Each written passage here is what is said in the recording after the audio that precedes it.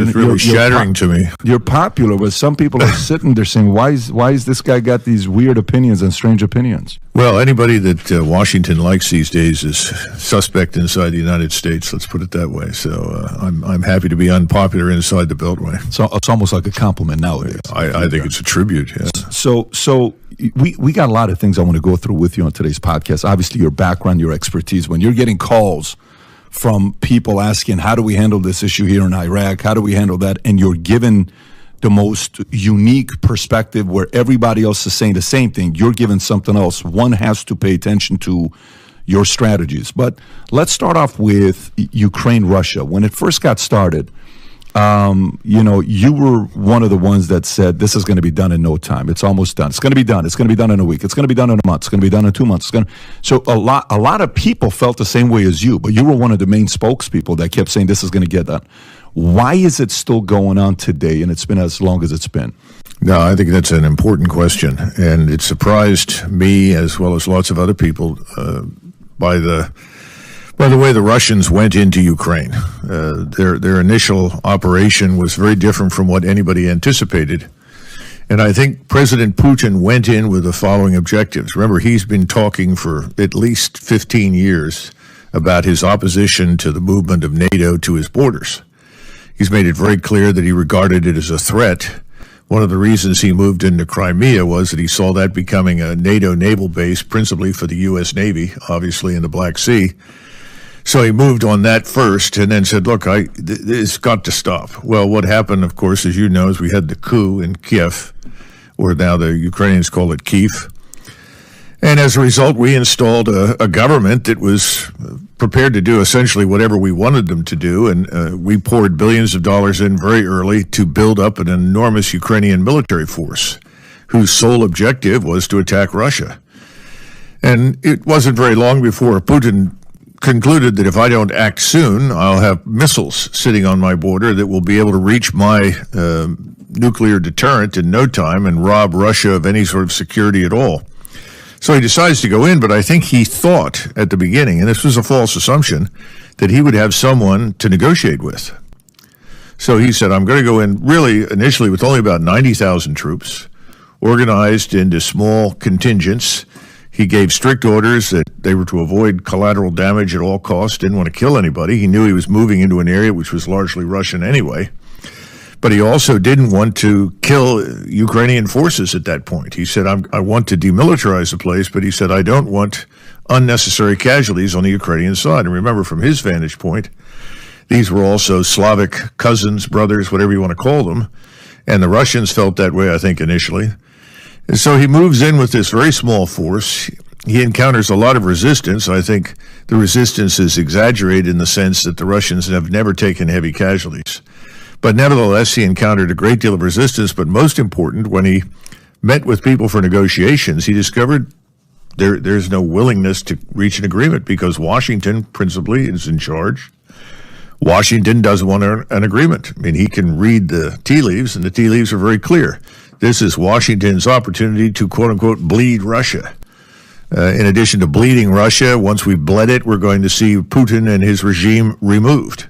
And ultimately, then we'll think about what we want to do with Russia, to include stripping it of resources, breaking it up into smaller parts, whatever. This, of course, was a horror story that he had not really believed in. And he found out, gee, I was wrong. And so by the summer, he has a meeting with all the senior officers, and they say, look, we wanted to go in hard. You told us to go in soft. We wanted more troops. You said no. Now we're in the middle of something. We're not going to end this conclusively unless we build a larger and more decisive force with the right capabilities. And so you have this change in strategy. It says we will consolidate control over what we've got, which is about 20 to 22% of the territory where most of the Russians, but not all of them, lived, where most of the resources are, too, by the way. And we will run essentially an economy of force mission. Our strategy is to build an impregnable fort and then let the Ukrainians expend themselves against it. And then when we're ready, we'll take the offensive. And that's effectively what's happened. And the Ukrainians have expended themselves. They are now at a point where I would say there's practically nothing left. Anybody who was really trained to do much is dead or wounded. It depends on which source you want to trust, but it runs from 250,000 dead up to 300,000 dead to 350,000 dead on the Ukrainian side. And that's military force, not? Yeah, that's just soldiers. That's just soldiers. Now, I don't know how many civilians have been killed, and I'm very, very suspicious of that because despite the change in strategy that it resulted, he has always been unwilling to kill quote unquote innocent. So if he strikes something, or you see President Putin. Yeah. So if you see a strike going somewhere, as we did quite recently, the objective was to kill, frankly speaking, foreign forces that were billeted in a hotel. This included U.S., U.K., and others, because he's been warning everybody in NATO, get out. If you don't get out, you're going to be at risk. And then, of course, next to it, I guess, was a school or something. And so immediately the Ukrainians say, see, the Russians are killing people in schools. You know, we went through this repeatedly where the Ukrainians would set up gun positions inside hospitals, schools, malls. And once that happened, the Russians had no choice but to destroy those gun positions, which meant that they were inevitably attacking what were formerly only civilian targets. I mean, this is not new. We've been through this in the Middle East. We've experienced something similar. So the bottom line is that now we're at a point where the Ukrainians really have expended virtually everything they've got. They're now talking about mounting one last counteroffensive. I don't know how they're going to do it. Whatever they do, it won't succeed. They have no chance of breaking through Russian defenses.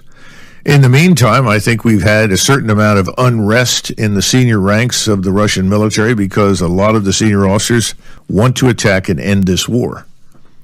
And they're very concerned about a lot of what senior officials, general officers in the Russian army, the senior generals. So then there's a misalignment between Putin and his leaders. Well, I don't know if I'd call it a misalignment as much as Putin is still reluctant to take decisive action to end the war quickly because he's concerned about our predisposition to intervene. The great fear from the beginning has always been that once it became clear that the Ukrainian position was hopeless, there would be pressure in Washington to intervene, to rescue what's left. We almost have to protect our $150 billion investment. Right? It's almost if you think about it, it's like hedging. If that does happen, hey, we're so in it now